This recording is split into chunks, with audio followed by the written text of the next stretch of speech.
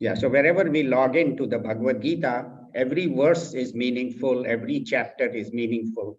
And there, it's not like a story. Each chapter conveys one particular topic, one particular issue. But any of the shlokas of the Bhagavad Gita, if we pick up even one shloka and apply in our life, it will change our life.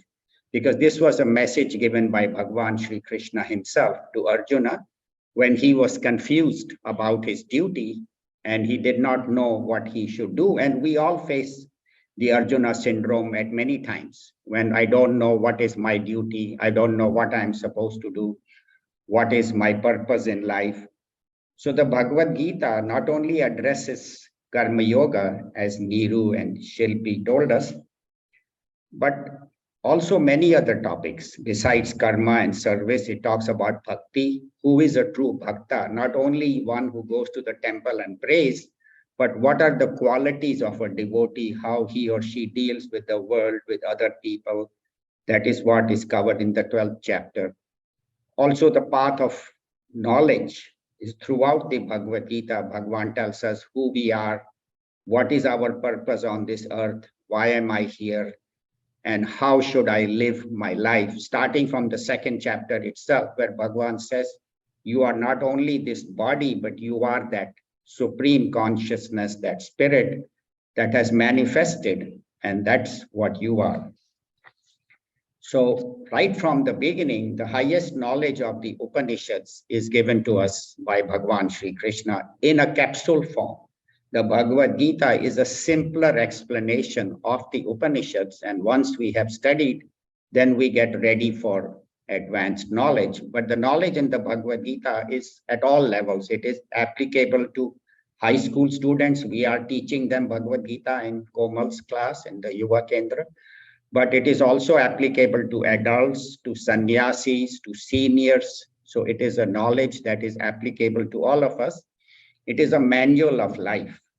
And people say, Arey, I will start studying after age 65, after I retire. Abhi it's time for me to have fun. It's like saying I have bought a new equipment, but I will read the manual of the equipment when I have to turn it in and get a new one. I have to start using it now because Bhagavad Gita is given to us to live our life correctly. And it is a very practical application of these teachings. It's not some theory that Bhagwan Sri Krishna gave us, but how to practically improve our life, how to live in a pure way, how to live in a sattvic way, how to evolve our teachings to a higher level. So the path of service, path of knowledge, path of bhakti are all covered. And also the path of meditation, how to meditate, that also is explained by Bhagwan Sri Krishna. We do have a website where all the 18 chapters have been recorded. So if anybody wishes, we can let them know at the end. One other important topic that Bhagwan covers is the topic of gunas. As you probably all know, we are always under the influence of 3 gunas, sattva, rajas, and tamas. Sattva is purity, is knowledge, is clear understanding. And a person in a sattvic mode or a sattvic mood works for the higher, seeing the one infinite consciousness everywhere, works with that attitude of unselfishness and giving to the community, as we heard from the previous 2 speakers. Rajas is passion, is activity, and that is also required. We need to have activity to accomplish whatever we have in the world. So we are not saying that rajas should not be there, but rajas should be tempered with sattva, should be mixed with sattva, so that when I am working in the world, my activity should be sattvic, should be pure, should be unselfish. And that is why rajas and sattva both should be together. And rajas helps us to accomplish all the great inventions and the industries and the scientific achievements. So that is all due to rajas, but rajas has to be mixed with sattva. Otherwise, rajas alone can become selfish. If I want to accomplish and I want something and somebody else has it, If I take it dishonestly or at whatever cost, then that rajas becomes selfish. So rajas has to be mixed with sattva. And then the third quality is tamas, which means laziness, indolence. But that is also required when we want to sleep.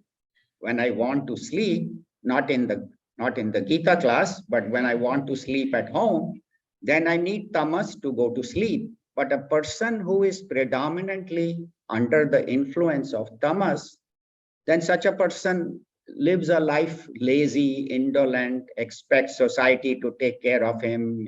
I'm living on welfare as long as somebody is sending me a check. So what we say is that our life should be sattvic and rajasic. I should accomplish a lot, but accomplish it with purity. And the 17th chapter starts with Arjuna's question, where in the end of the 16th chapter, Bhagavan Sri Krishna had said, Tasmad Shastram Pramanam Te Karya Akarya Vyavastitav. So Bhagavan tells us that Shastra should be your pramanam. Let the scriptures be your pramanam. Let them be your means to decide karya, akarya, what I should do and what I should not do. So Arjuna asks in the beginning of the 17th chapter, I briefly summarize the 16 chapters, but basically in the 17th chapter, Arjuna says, Ya Shastra Vidim Utsrijya Yajante Shraddhayan Vitaha. So he says there might be an individual who has Shraddha, who has faith, but has not studied the scripture. So we say, yes, there is Bhagwan, I have faith in Bhagwan, and I know I should be a good person. All the religions talk about the 10 commandments and the Buddha's teachings. All of them talk about how I should live my life. So a person who is living his life, but without understanding the scriptures, then what is his gati? Is he sattvic, rajasic, or tamasic? So that's how the 17th chapter starts. And Bhagavan Sri Krishna tells us that there are three kinds of Shraddha: Sattvic Shraddha, Rajasic Shraddha, and Tamasic. And just as your Shraddha, so will you be. That's what he says. So if you are thinking Sattvic, that will be your life. If you are thinking Rajasic or Tamasic. So we are a mixture of all three. Everyone, the whole universe is made up of gunas because Prakriti functions through gunas. But the question is, which guna should predominate in my life?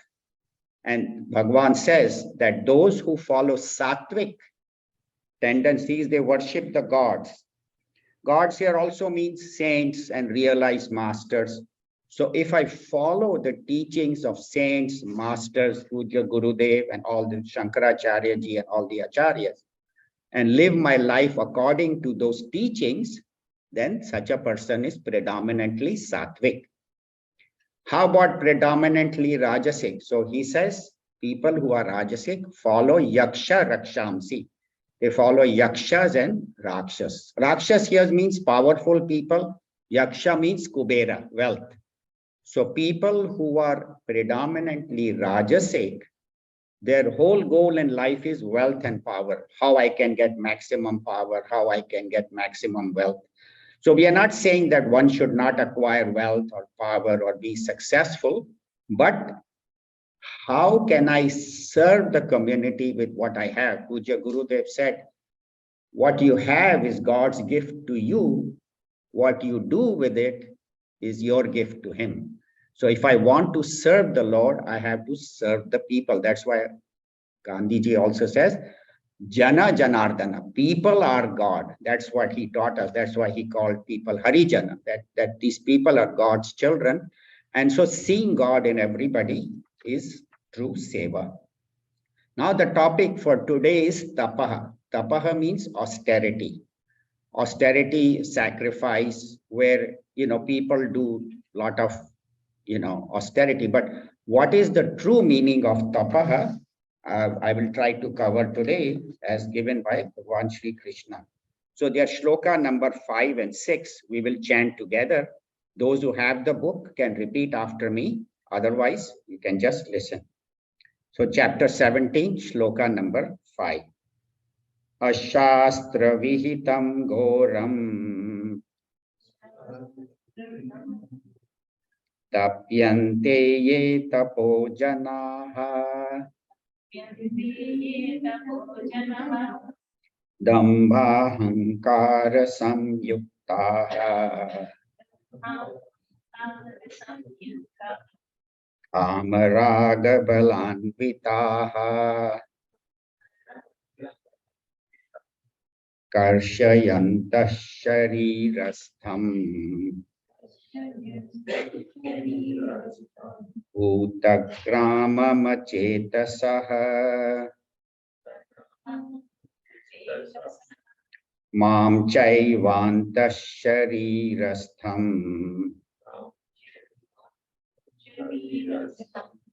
tan vedyasura nishchayan. Together.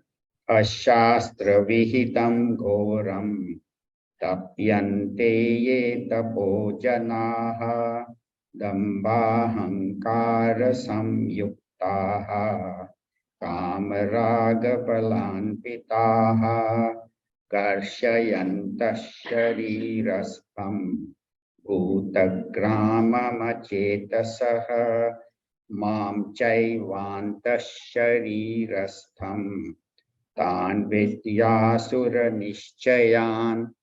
So Bhagavan had told us in the 16th chapter, there are two kinds of people, Daivi and Asuri. Daivi are people who are divine. Asuri are those who are wicked. So here he says that people who do tapa with the wrong ideas, people think what is tapa? Stand on one leg and, in the snow, in the cold and not move. But that is not what tapa is. So we'll study what it is. So he says, a shastra vihitam ghoram. So people do ghor tapas without studying the shastras. Like we go to Kumbh Mela and you see people lying on a bed of nails and an elephant is putting his leg on them. We think, Arey, wow, that is great tapas.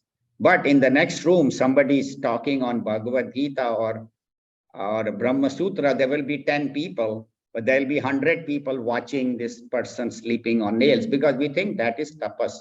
So Bhagavan says that is not in the Shastra. Tapyante ye tapo janaha. They do ghor tapa, but without understanding the meaning. And why do they do it? Dambha ahankar samyuktaha. For hypocrisy, to show to the world how great a bhakta I am, or for ego, to boost their ego, they do tapas. And what is the purpose of doing tapas? Kama raga. So kama means desire, raga means attachment. So because I can, through tapas, I'll get a lot of devotees, lot of followers, I'll get a lot of money. So palan vitaha, they are propelled by that. And then what do they do? So Bhagavan says, by doing this ghor tapas, karshayantaha, they torture their body.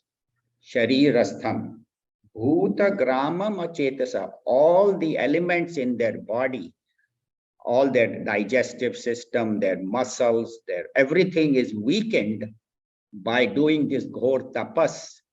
And they are achetasaha. Bhagavan says they do not think correctly. Their thinking is flawed because they think doing this ghor tapas will get me. But what do? They punish themselves and they punish me also. Bhagavan says, because mam cha anta sharirastham. I am in everybody's body as the life principle, as the consciousness. So when I'm torturing my body, I'm torturing the life in me, the life principle, which is Bhagavan's presence. And tan vidhi, know them to be of asuri thinking. Their thinking is flawed. And we find that people sometimes misuse this tapas, like we saw, with like Ravana. He did so much tapas. He was a great Shiva Bhakta, but he used it to destroy the world, not to help. Hiranyakashipu had accomplished so much. So we find that people do tapas, but do it for the wrong purpose. and without the right understanding of why I am doing what I am doing.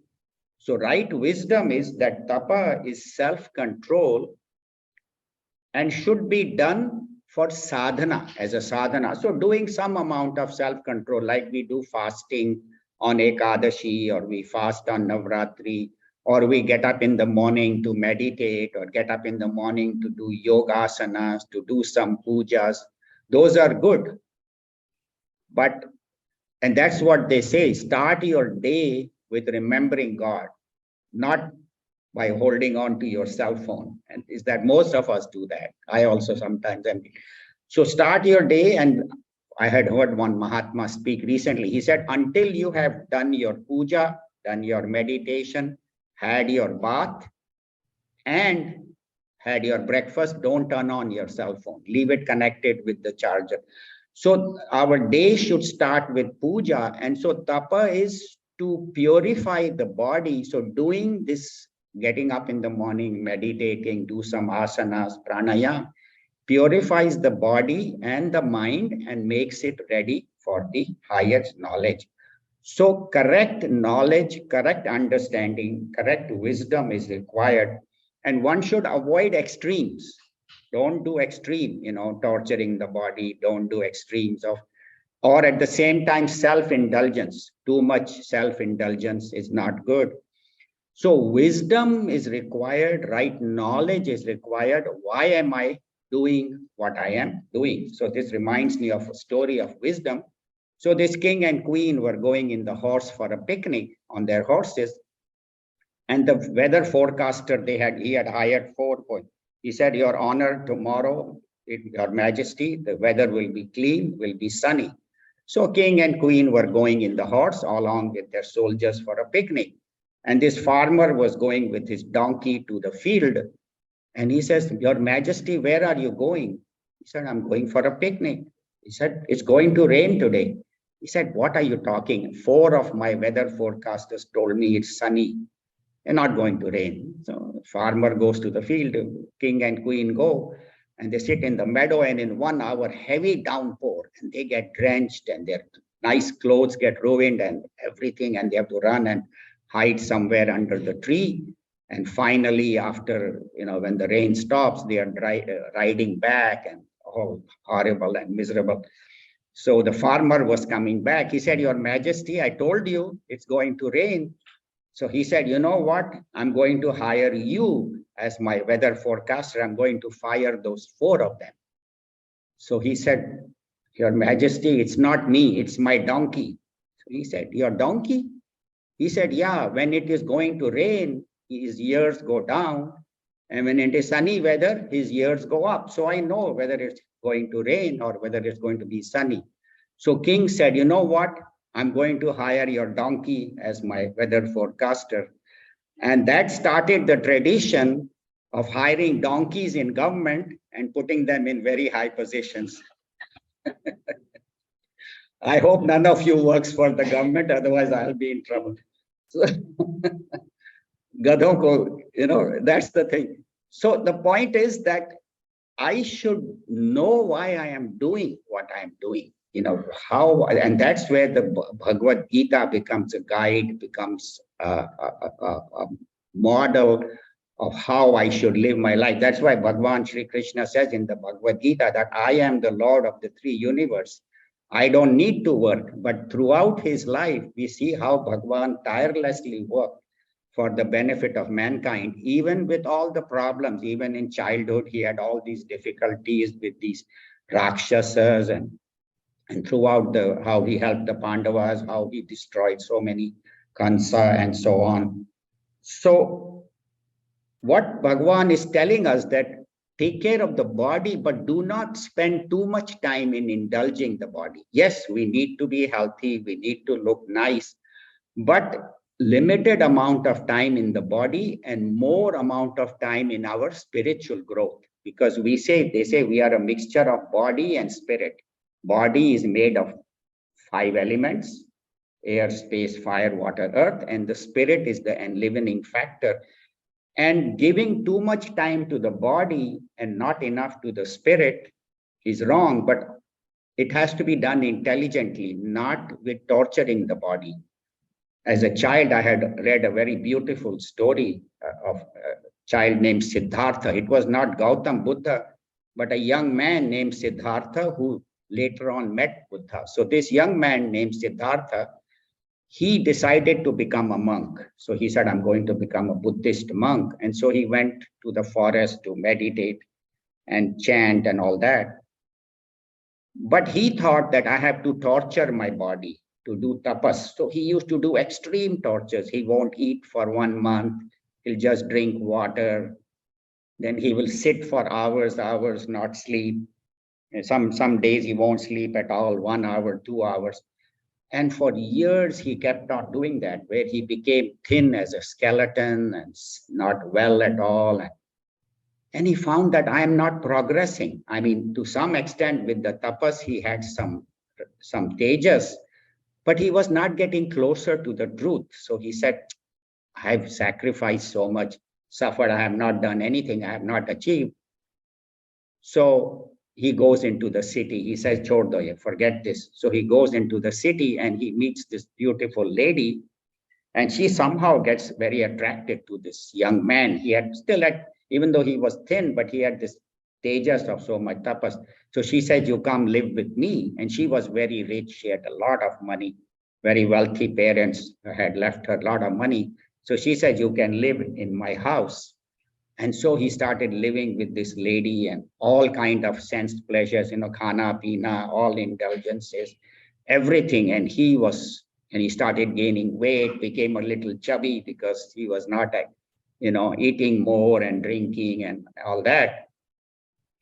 And so this went on for a few years. And then he said, I'm not getting enough satisfaction in this either.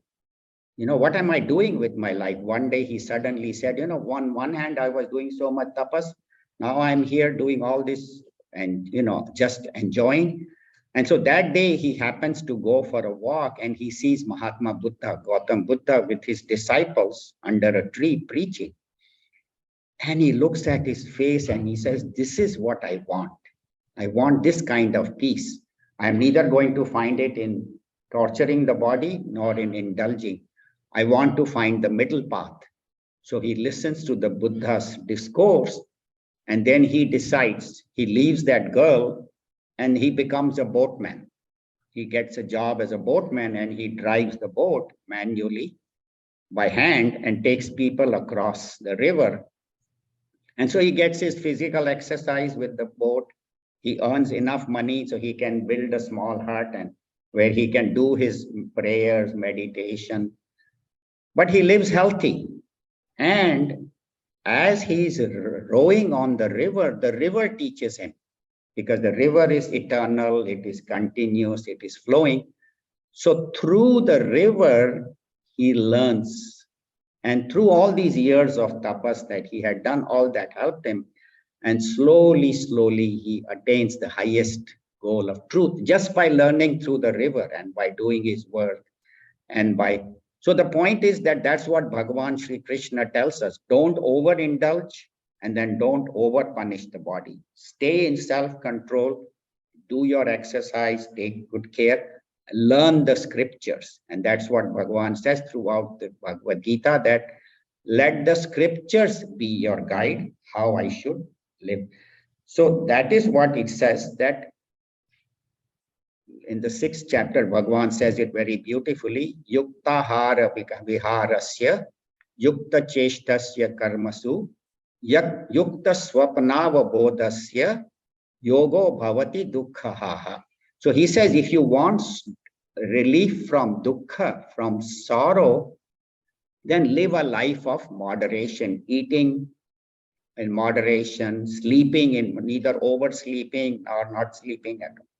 Neither overeating or not eating at all, not overworking. Some people, they work, 16 hours a day. Oh, I'm a karma yogi, I work. No, work enough. At the same time, have time to give to the family.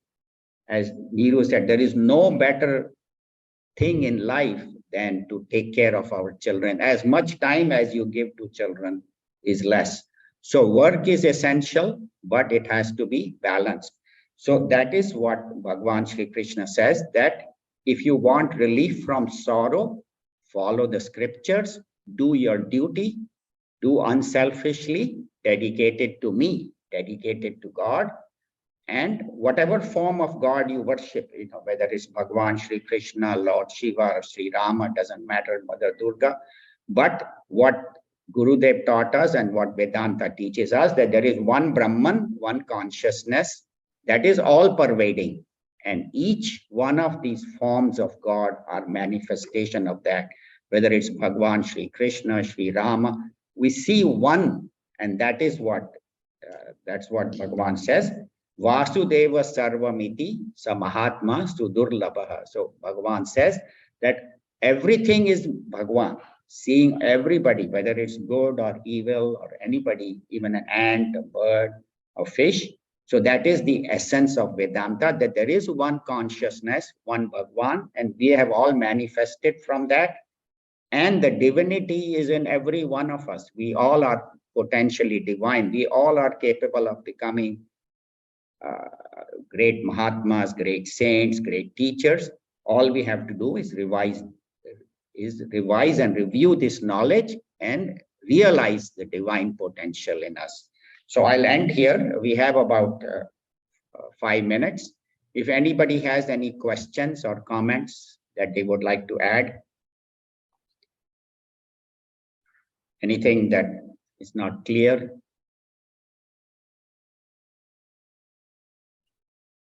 We have few people on Zoom. Anybody would like to ask any questions?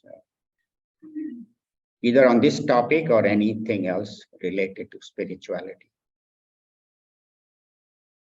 Satish Bhai, you would like to add something? No, I think we just have to be very conscious all day, all night, in our living, in our waking moment of these gunas. We have to, every action we take, every thought we have, we just have to be constantly thinking of what guna is predominant in our... A little louder, yeah. What guna is predominant in our present time. And that will give us the guidance as to how to live our life. So that's all I had. So we have to be constantly thinking of it, so that guides us in staying in sattvic mode.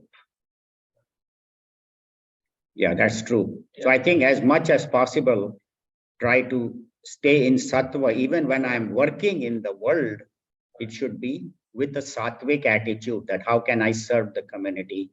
How can I give back? Anything else? Anybody? Neeru, would you like to add anything? Any other questions?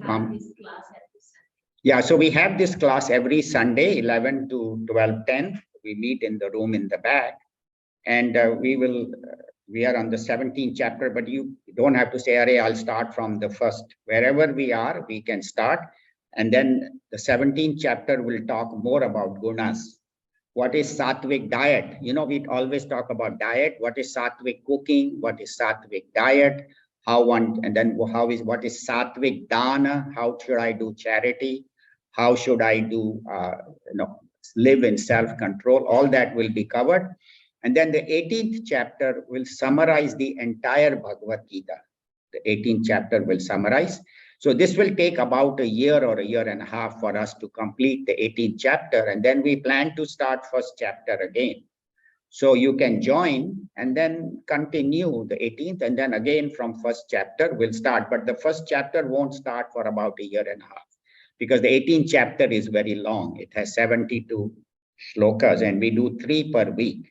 Generally we do. Today we did 2 because it was a shorter class, but generally we do 3 shlokas, sometimes 4. So it takes about 5 to 7 years to finish the Bhagavad Gita. But each shloka, like even this today's shloka, if we just apply that in our life, today's teaching, it will change our life. And we have personally think there is nothing better than to study the Bhagavad Gita, because it is Bhagwan's own words given through his mouth directly to the student. And so this will continue. And then also throughout the week, we have other classes. We have a Devi group where they do chanting. And also after the chanting, we have a 1-hour class. And we are starting a new text. It's every Tuesday, 12 to 1:30, and we are starting a new text. From this Tuesday, we are summarizing, and then another one we are starting the week after. So you can join the Devi group. We have evening study groups from 8 to 9. You can join those. We also have Gita chanting class, where you can learn how to chant the Bhagavad Gita, Sanskrit class. So we have quite a few classes that we do from Sunday to Thursday. Every day we have 1 or 2 classes. So if you would, yeah, we will post this. What we'll do is we'll post it on the WhatsApp, the weekly schedule, and the teachers can forward to you. So we'll send it to the teachers, the weekly schedule and the Zoom link. So you're welcome to join any of those classes throughout the week. And then Sunday, we do the Bhagavad Gita in person. If for some reason you cannot attend, Bhagavad Gita is also done on Zoom. We have quite a few students who log in on Zoom, but it will be better you come personally.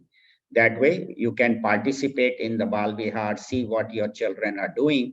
And as Neeru said, when the parents come and give value to this knowledge, then this knowledge has better appeal for the children. Otherwise the children say, "Arey, my mom drops me here and goes shopping, or my dad drops me here and goes play golf," then we are not valuing this knowledge. If we truly want to value this knowledge, we have to sit and learn. And as Neeru said, when we first started, we didn't know anything. We thought, "Arey, humko to pata hai, we grew up in India, we know what religion is." But when you listen to these Mahatmas, these great Swamis and saints, then you realize how much there is to learn. And whatever little I know and Neeru know, we are, because of contact with these great Mahatmas, we were fortunate to meet Swami Chinmaya Nanda, Swami Tejomayananda ji, and all the other acharyas, Swami Ishwarananda. And we do have these acharyas periodically coming every other month during the week, but we would encourage you to attend the classes. Thank you very much for coming. I really appreciate it. And now you can go to your children's classes. Yeah, I'll post that I'll send it on the WhatsApp. The website is called firstpower.info. So that will be on your